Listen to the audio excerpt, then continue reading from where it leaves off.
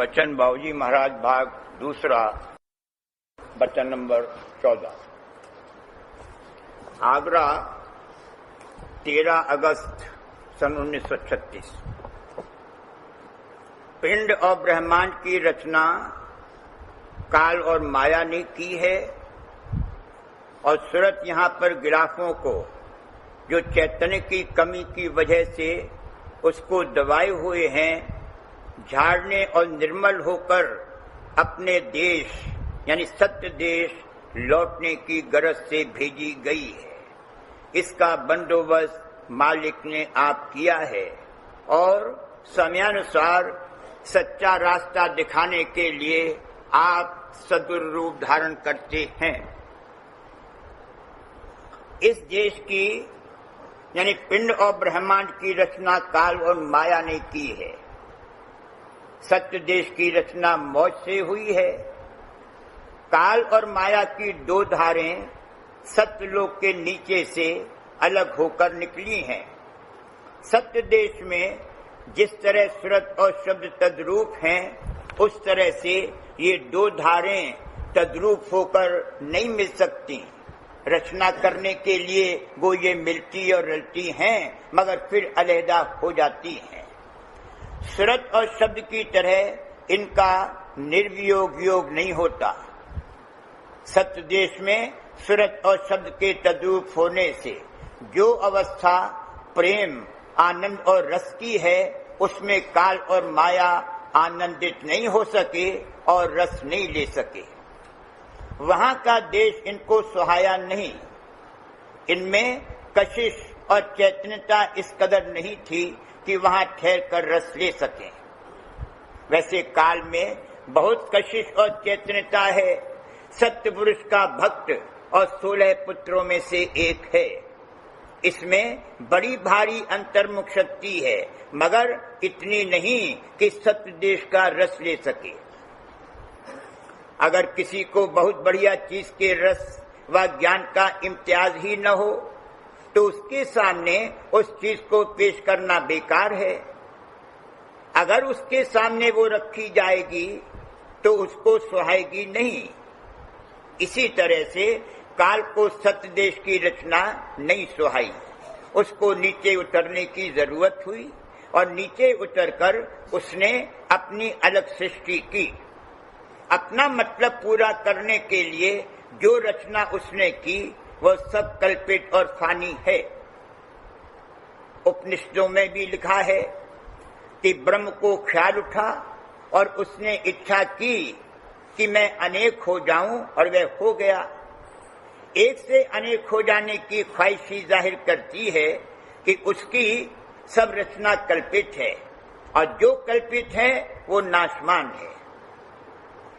काल और माया खुद रचना नहीं कर सकते थे। काल मन पैदा कर सकता है और माया काया बना सकती है। सूरत पैदा नहीं कर सकते। सूरत धन इनको ऊपर दिया गया, तब इन्होंने पिंड और ब्रह्मांड की रचना की। रचना खिंच खिंच कर और समूह बन बनकर हुई है। समूह बना और उसका शेष छूट गया, जो उससे कम चैतन्य रहा। फिर समूह बना और शेष रह गया, वह फिर उससे कम चैतन्य हो गया। इस तरह होते होते बहुत ही कम चैतन्य रह गया और बहिर्मुखता पैदा हो गई। परंतु अंतर्मुख शक्ति चाहे बहुत कमजोर ही हो, जरूरत मौजूद है। जिस तरह बहुत कमजोर और लाचार हो जाने पर शरीर से चींटियां चिमट जाती हैं और उसका एहसास भी नहीं होता, उसी तरह से इसके काल और माया चींटियां यानी गिलाफ बनकर चिमट गए हैं और इसको कुछ खबर नहीं है। जरूरत इस बात की है कि उस घाट पर भेजा जावे जहां इस चिमटाव का एहसास हो और जिस अंग में चिमटाव हो उस अंग में बरत कर उसको हटाया जावे। इसलिए इसके ही फायदे के लिए सूरत यहाँ भेजी गई और ये इस पर रहम किया गया है। करूं पहले महिमा गुरु की बयां, किया जिसने रहमत से पैदा जहां। मालिक पर ये इल्जाम लगाना ठीक नहीं है कि उसने हमको यहां भेज दिया और फंसा दिया और अब इस देश में हम दुख सुख और करनी का फल भोग रहे हैं। मालिक को अपना कोई मतलब सिद्ध नहीं करना है और उसे अपने लिए कोई काम करने की जरूरत नहीं है।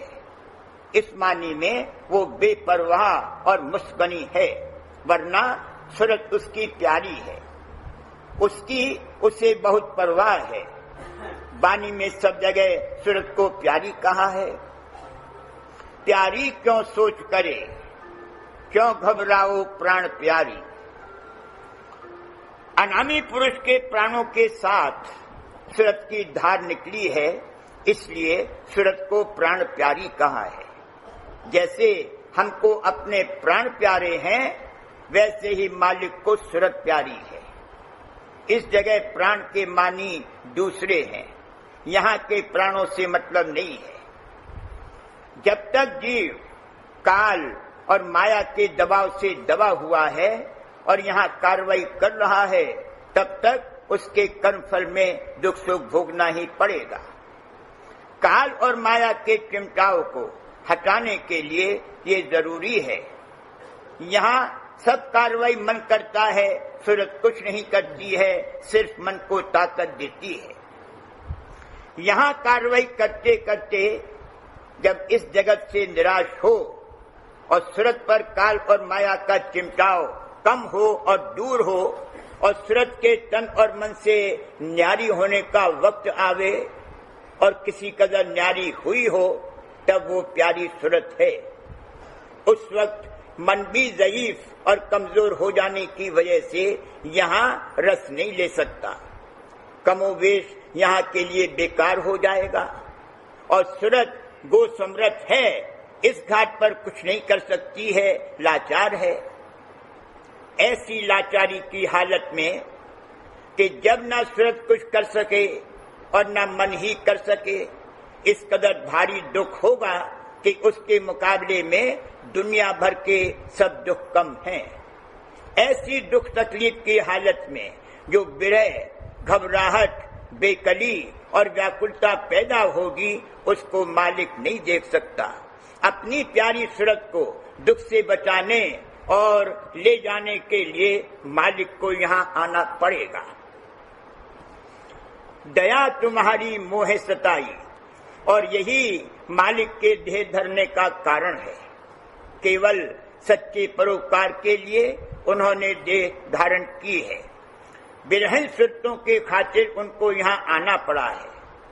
बानी में बिरहनी की बड़ी महिमा की है, ये कोई मुबालगा नहीं है। ऐसी बिरहन सूरत के लिए फरमाया है, आप आए सतगुरु तिस मेले। मालिक वहां बैठा हुआ उद्धार का काम नहीं कर सकता है।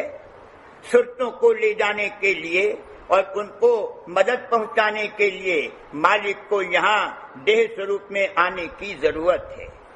जीवों को बार बार सैन और बैन से समझाने की जरूरत है।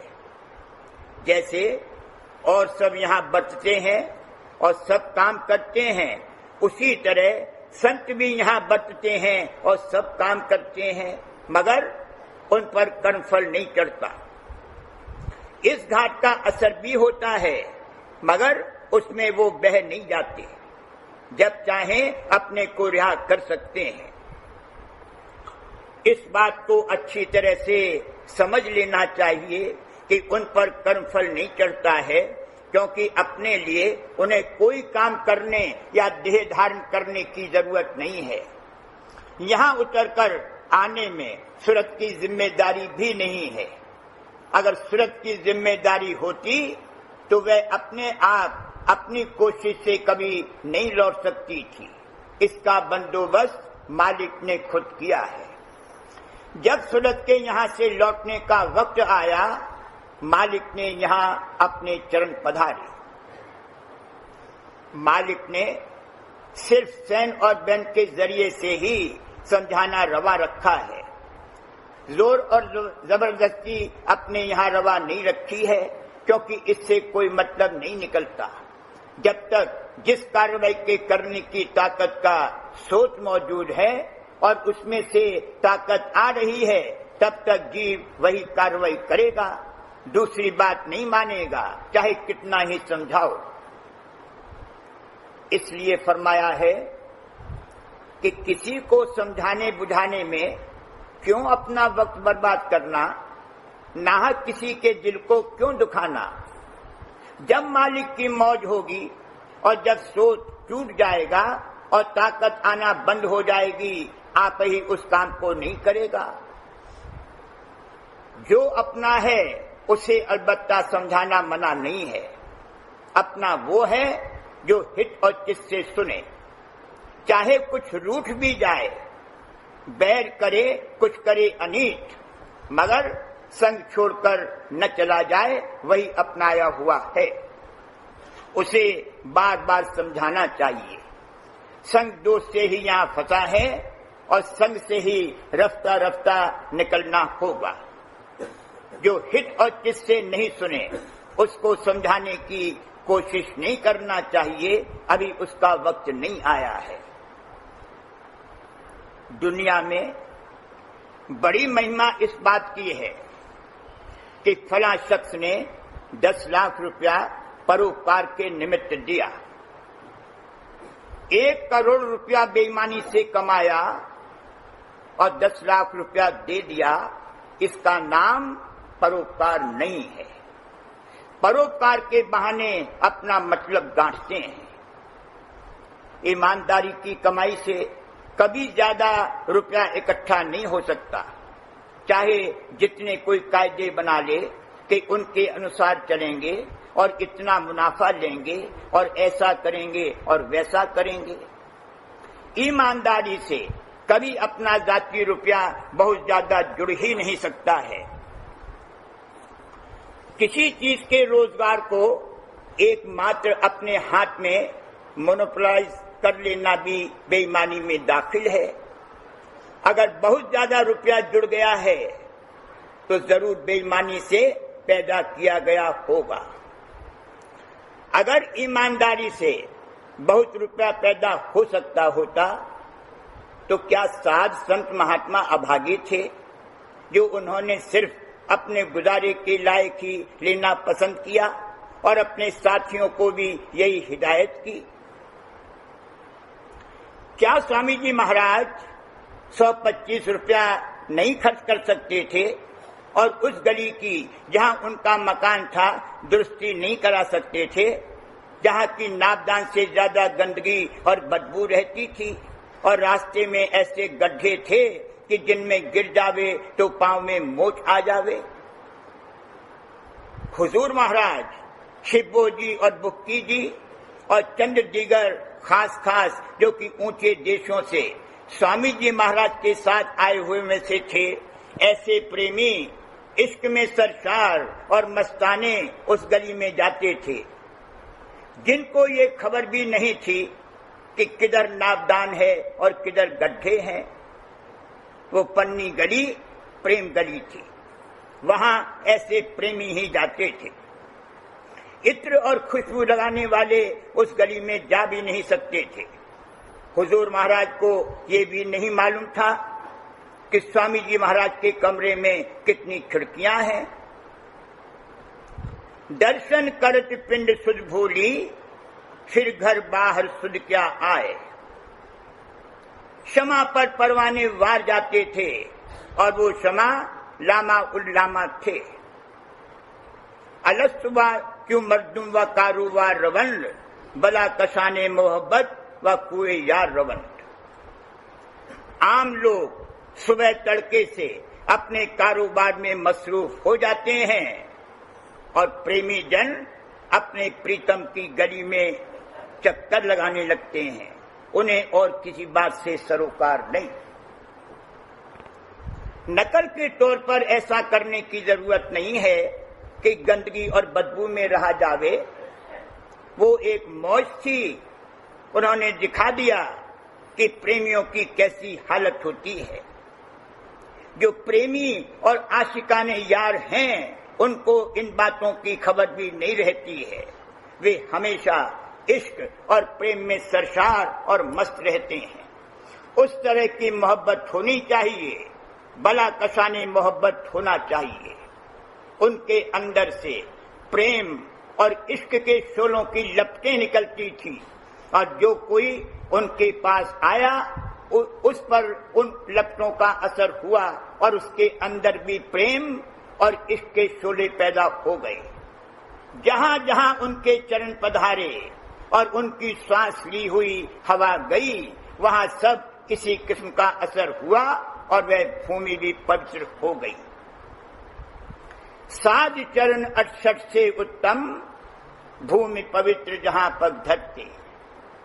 इस तरह से सारे जगत के उद्धार का बीज बो दिया और प्रेम के नापैद वृक्ष को यहां लगाकर दिखा दिया। ये सच्चा परोपकार है। 125 आदमियों को कुछ आराम पहुंचाने का नाम परोपकार नहीं है, जिसमें अपना मतलब भी मौजूद हो। इसका ये मतलब नहीं है कि अपकार करना चाहिए। अपने तलवों से, हाथों से, आंखों से, नाखूनों से दया ही निकले और जो कोई अपने रास्ते में आ जावे उसको सुख और आराम ही पहुंचाया जाए, मगर इस काम में अपने को सौंप न देना चाहिए कि फिर अपने असली काम को ही भूल जाए।